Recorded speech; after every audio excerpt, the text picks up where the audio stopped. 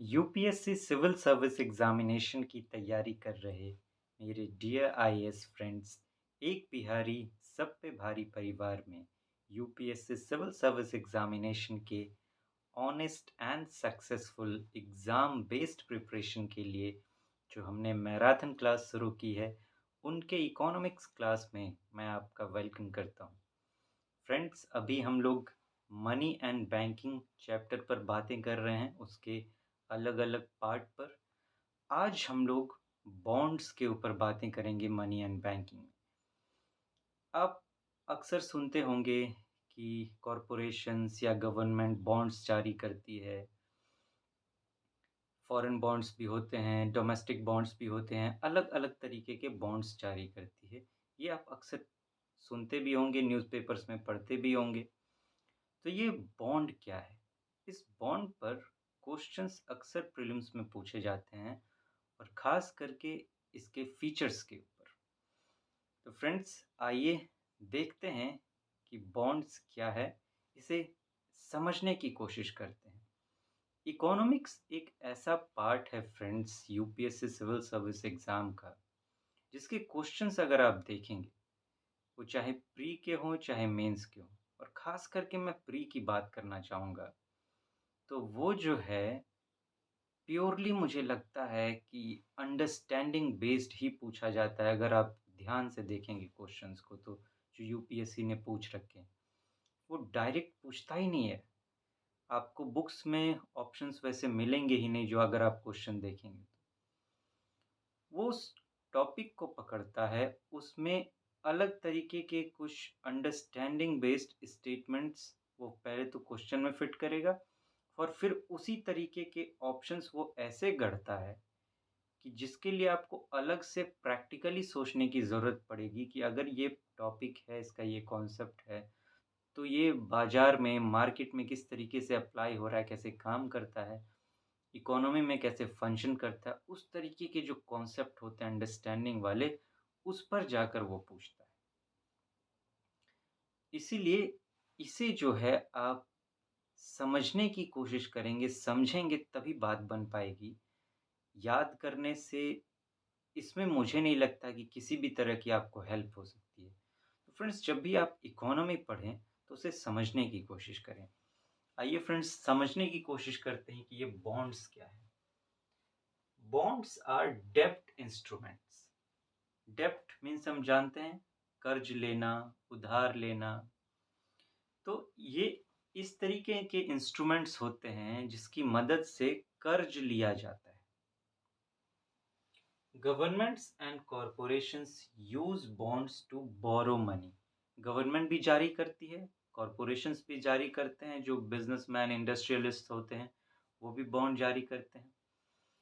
अब देखिए होता क्या है, आप जानते हैं कि गवर्नमेंट कितने बड़े लेवल पर फंक्शन करती है, पूरे देश की बात होती है, और कॉरपोरेशंस भी जो काम करते हैं बड़े-बड़े तौर पर बिजनेस में काम करते हैं। अब कभी-कभी ऐसा होता है कि मान लीजिए कोई नया प्रोजेक्ट शुरू करना है, तो ज़रूरी नहीं है कि उतने पैसे अवेलेबल हों पास में।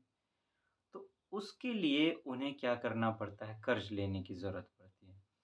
तो वो जो मनी की डिमांड की जो फुलफ़िलमेंट करनी है अपने प्रोजेक्ट के लिए, उनको निभाने के लिए, उनको पूरा करने के लिए वो बॉन्ड्स जारी करते हैं, जहाँ पे वो पब्लिक से, बैंक से, अलग-अलग जगहों से पैसे उठाते हैं।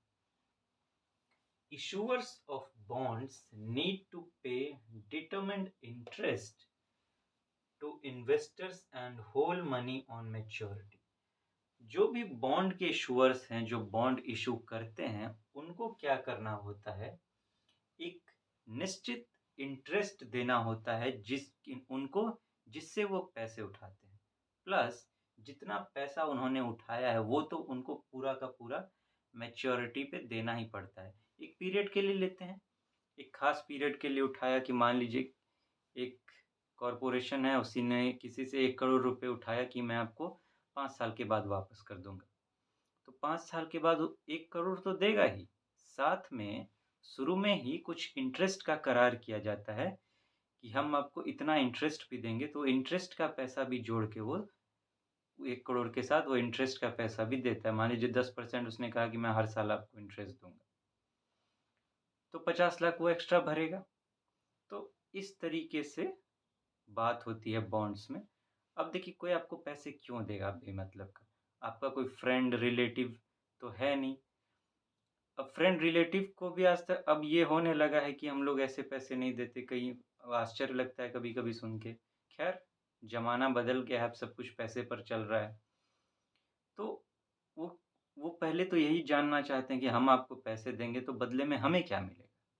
तो वही बदले में जो है, आप जो देंगे वो तो मिलेगा ही, साथ में हम इंटरेस्ट भी देंगे, तब जाके पैसे उठाए जाते हैं। तो बॉन्ड्स में ये किया जाता है। ये तो अबाउट बॉन्ड्स था फ्रेंड, इसके कुछ फीचर्स हैं। आज हम लोग एक फीचर पर बातें कर रहे हैं, इसके कई सारे फीचर्स हैं, उस पर हम बातें करेंगे। फीचर्स बड़े इम्पोर्टेंट हैं, इससे ज़्यादा क्वेश्चंस बनाए जाते हैं। पहला फीचर जो है इसका, price of a bond is inversely related to the market rate of interest. कि बॉन्ड का जो प्राइस है और मार्केट में जो इंटरेस्ट रेट चल रहा है, इन दोनों में उल्टा रिलेशन होता है। कहने का मतलब, अगर एक ज़्यादा है तो दूसरा कम। इंटरेस्ट रेट अधिक है तो बॉन्ड का प्राइस कम होगा, और अगर इंटरेस्ट रेट कम है तो बॉन्ड का प्राइस ज़्यादा होगा। तो ये उल्टा रिलेशन होता है। ये कैसे? इसे 2 तरीके से देखने की कोशिश करेंगे, इसे समझने की कोशिश करते हैं 2 तरीके से। अब देखिए, मान लीजिए कि मार्केट में इंटरेस्ट रेट कम चल रहा है। तो इंटरेस्ट रेट कम होता है तो क्या होता है?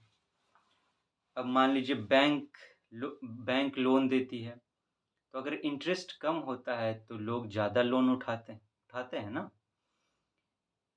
तो अब मान लीजिए ज़्यादा लोन उठाते हैं तो उससे होता क्या है? मार्केट में मनी की सप्लाई बहुत ज़्यादा हो जाती है। तो मनी की सप्लाई अगर बहुत ज़्यादा हो गई तो उस मनी का लोग कुछ ना कुछ तो करेंगे। तो वो सोचते हैं कि बॉन्ड्स बिक रहे हैं, चलो बॉन्ड्स खरीद लेते हैं, उस पर इंटरेस्ट कमाएँगे।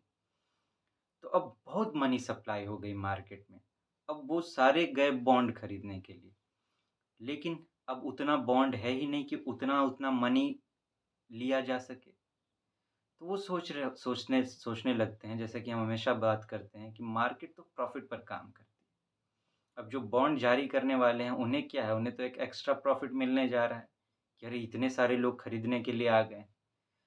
तो वो आपस में सोचते हैं, ओह! मज़ा आने वाला है, लूटो इनको। तो बस वो क्या कहते हैं, अपना बॉन्ड का प्राइस बढ़ा देते हैं कि जिनके पास ज़्यादा पैसा होगा वो देंगे, वो लेंगे अपना बॉन्ड।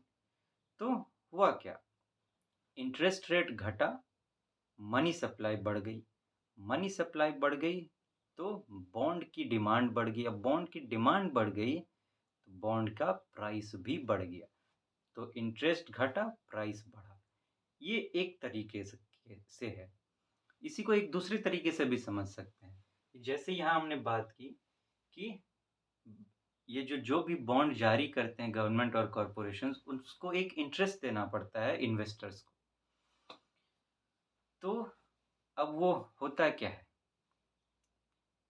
वो कहते हैं कि अगर हम हम बॉन्ड का प्राइस आपको ज़्यादा देंगे, तो इंटरेस्ट कम देंगे, और अगर बॉन्ड का प्राइस कम देंगे तो इंटरेस्ट ज़्यादा देंगे। काहे कि हमें खुद को भी देखना है। मान लीजिए ₹100 का बॉन्ड लेना है। ₹100 का बॉन्ड इश्यू किया उन्होंने, और इसपे कहा कि 100 इस ₹100 पे हम ₹10 इंटरेस्ट आपको देंगे, जो भी इन्वेस्टर हैं। तो उनको अंत में मिलेगा कितना? ₹110 मान लीजिए मिलेगा। अब मान लीजिए कि वो कहते हैं कि 100 पे हम 110 दे रहे हैं आपको। अगर आप हमसे 105 लीजिएगा, बॉन्ड का प्राइस अगर 105 लीजिएगा, तो हम इंटरेस्ट फिर घटाएँगे, और फिर वो इस तरीके से करते हैं कि मिला-जुला के उनको 110 ही देना पड़े। तो 10% तो इंटरेस्ट हुआ नहीं, थोड़ा-सा कम हो गया।